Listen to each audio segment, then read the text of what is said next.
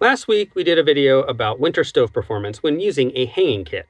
There's a link to that video in this video's description.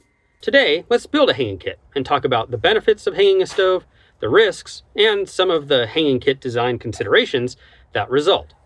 Hi there again, I'm Jason. We may want to hang our stove in winter conditions. It keeps the canister off the cold ground. If we don't have space to move around outside our tent, or if there is a storm raging outside, it gives us options to still cook. And even if we do have space outside, heating the surrounding environment can improve canister performance and help warm up where we sleep.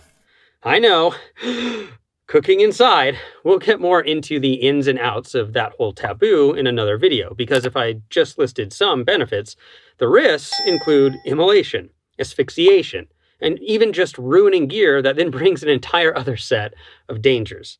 So if we are going to have a hanging kit, we want the whole system to be constructed to help mitigate some of those dangers. That's why you typically see hanging kits for integrated stoves that have the burner coupled to the pot with a specific fit, so that there is no open flame and some reasonable stability to the system.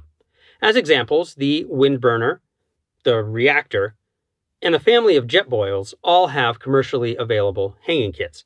And those kits are minimalist because the stability and the flame containment are done by the stove-pot combination. So if we aren't going to use a commercially available kit with integrated stove, what can we do to mimic those safety features? Well, I took my inspiration from celebrated and elite alpinist David Gottlieb. He uses a BRS 3000T with a set of nesting pots.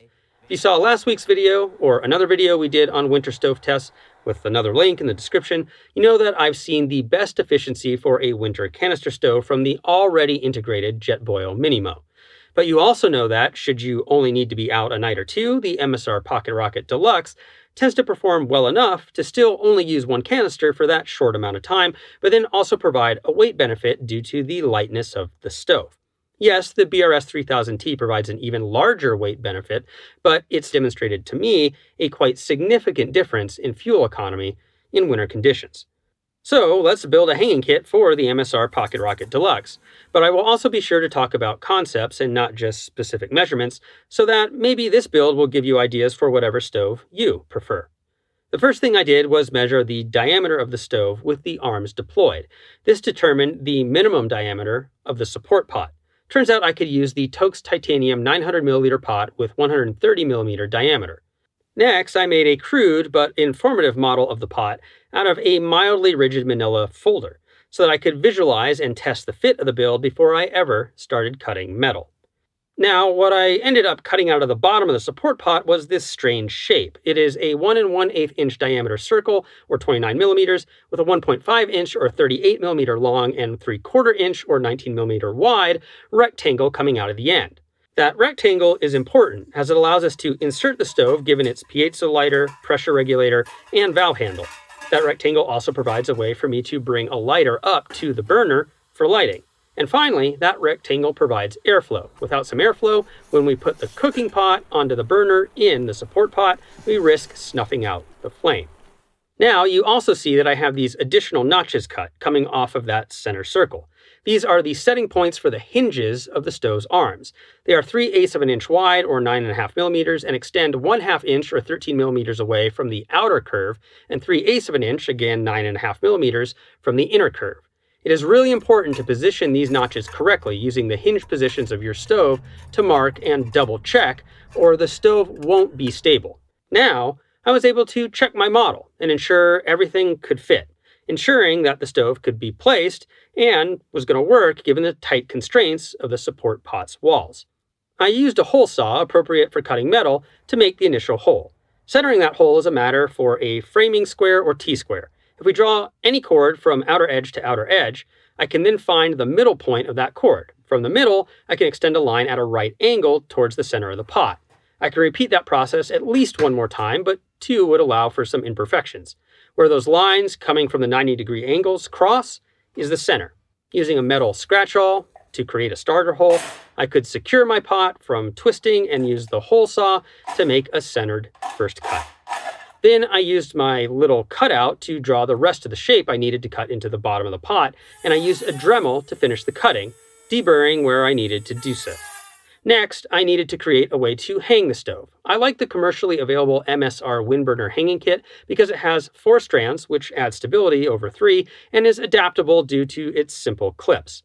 I just needed to make 4 1/4 inch or 6mm holes, as that is the size that fits the clips of the Windburner hanging kit. Again, using my angle, I followed one of those 90-degree lines from a cord, ensuring I crossed the middle and marked 2 positions on opposite sides of the stove. Then using the right angle, I added the mark for the other holes. I also needed to measure up the sides from that mark so that each hole was at pretty close to the same height on the pot. Another starter punch, and then using a drill bit appropriate for metal, I drilled the holes. Finally, I wanted to add a way to grab the support pot in an emergency, which would get very hot, so I kept the pot handles on but added silicone tubes to the ends. For the inner pot, the cooking pot, I used the Toaks Titanium 1100 milliliter pot, which is 115 millimeters in diameter, or 15 millimeters narrower than the support pot. Again, silicone added to the handles and also to the lid. Now, staging the stove is a matter of placing the hanging clips, inserting and nesting the stove with the hinges well placed in the cutout notches, then adding the canister. A stable hanging kit with flame containment that helps with both safety and heat exchange to the cookpot. Do you have a DIY component to your cook system? Want to tell us about it in the comments? Thanks for watching this video. Please like, subscribe, and share if you want to support us. For more information, you can go to our website at www.shortguysbetaworks.com. You can watch last week's video on that stove test from hung stoves in winter conditions, or you can check out our entire gear-related series for reviews and other DIY builds. We'll see you next week and keep on getting more out of that big outside.